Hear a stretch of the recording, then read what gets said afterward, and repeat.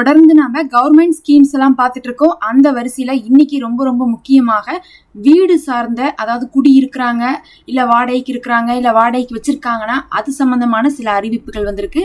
ஏன் இந்த அறிவிப்புகள் வந்திருக்குன்னு பார்க்கும்போது, ஒரு குறிப்பிட்ட வருஷமாக, ஒரு 7-8 வருஷமாக வந்திருக்கக்கூடிய கேஸுகள் மட்டும் அதிகமாக இருக்காமா. ஏன்னா குடியிருக்கிறவங்க வீட்டு ஓனர் மேலேயும், வீட்டு ஓனர்கள் குடி இருந்தவர்கள் மேலேயும் நிறைய கேஸ் போட்டிருக்காங்க. அதில் நிறைய பிரச்சனைகள் வந்திருக்குது. இதெல்லாம் பார்த்தீங்கன்னா சாதாரணமாகவே தீர்க்க முடியறதாக இல்லை.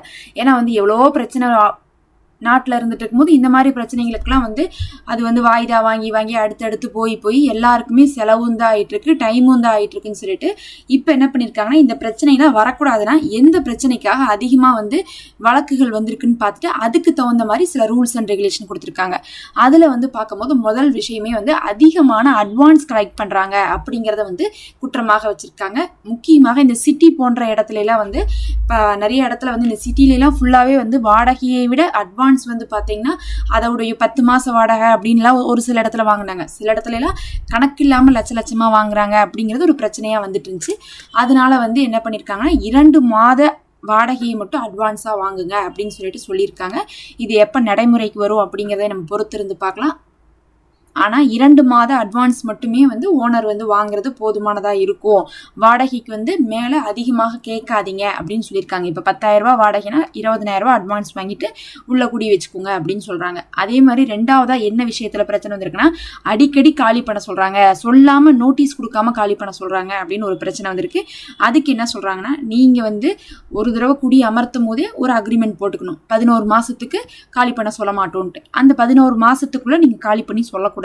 அதை மீறி நீங்க 11 மாசத்துக்கு அப்புறம் சொல்ற மாதிரி இருந்தாலும், இன்னும் நடுவுல ஏதோ ஒரு தேவைக்காக சொல்ற மாதிரி இருந்தாலும் 3 மாத அவகாசமான காலம் கொடுத்து அவங்கள அதுக்கப்புறம் தான் நீங்க காலி பண்ண சொல்லணும். உடனே எங்க சொந்தக்காரங்க வராங்க, எங்க மக வெளிநாட்டுல இருந்து வராங்க, எங்களுக்கு அவசரமா கல்யாண வேலை இருக்கு அப்படின்னு நீங்க அவங்கள காலி பண்ண சொன்னா, அவங்க அடிச்சிருக்கக்கூடிய பெயிண்ட் காசு, அதுக்கப்புறம் அவங்க டக்குன்னு மறுபடியும் அடுத்த வீட்டுக்கு போகணும்னா பெயிண்ட் அடிக்கணும், வரும். வாடகை அதே விலையில கிடைக்கணும், அதே ஏரியால கிடைக்கணும், அவங்க வேலைக்கெல்லாம் சிரமமா இருக்கும். அதனால ஒரு 3 மாசம் முன்னாடியே சொல்லுங்கன்னு சொல்லியும், அதே மாதிரி குடிக்கு போகும்போதே ஒரு 11 மாசம் அக்ரிமெண்ட் போட்டுக்கோங்கன்னு சொல்லிட்டு இப்போ ஒரு ரூல்ஸ் கொண்டு வந்திருக்காங்க.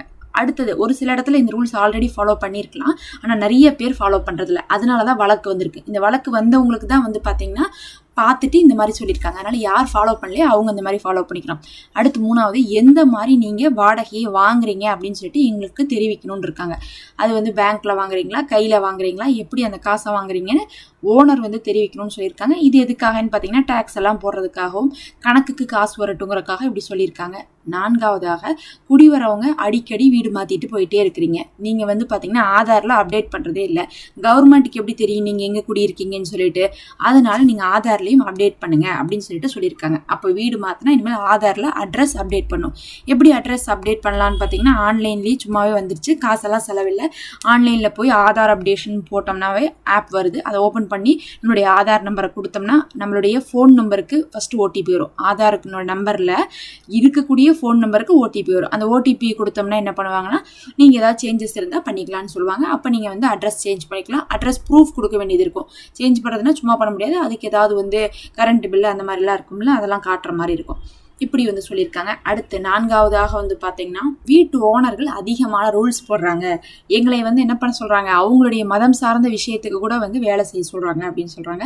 காரணம் என்னன்னா, பொதுவாகவே பார்த்தீங்கன்னா ஒவ்வொரு மதம் ஒவ்வொரு விஷயத்த பெருநாள் நல்ல நாள்னு சொல்லிட்டு இருக்கும். அப்போ அவங்க என்ன பண்ணுவாங்க, அதுக்கு தகுந்த மாதிரி வீட்டை அலங்காரம் பண்ணுவாங்க. அவங்க வீட்டை மட்டும் அலங்காரம் பண்ண மாட்டாங்க. மேலே குடி இருக்கிறவங்களும் இப்படி வாசலை வச்சுக்கோங்க, இப்படி வீட்டை வச்சுக்கோங்க, படிக்கட்டை வச்சுக்கோங்க, வெளியே இதை பண்ணுங்க அது பண்ணுங்கன்னு சொல்லுவாங்க. அப்படி சொல்றது ஒரு பிரச்சனைன்னு. அதுக்கப்புறம் வீட்டுக்குள்ளேயும் பூந்து என்ன பண்றாங்க, எப்ப பார்த்தாலும் இன்வெஸ்டிகேட் பண்ணிட்டே இருக்காங்க அப்படிங்கிறாங்க.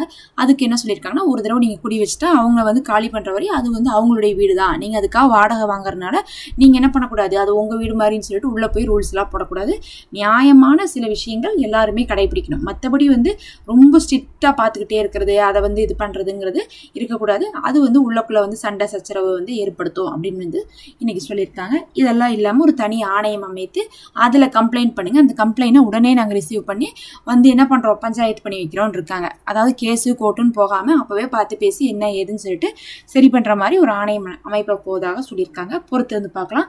இதெல்லாம் பார்த்தீங்கன்னா ஆட்சி அமைஞ்சதுக்கு பிறகுதான் நடவடிக்கை எடுப்பாங்க. இப்போதைக்கு பார்த்தீங்கன்னா சொல்லப்பட்டிருக்கு. இந்த மாதிரி தொடர்ச்சியாக அப்டேட் தகவல் வரும். மறக்காம சப்ஸ்கிரைப் பண்ணிக்கோங்க.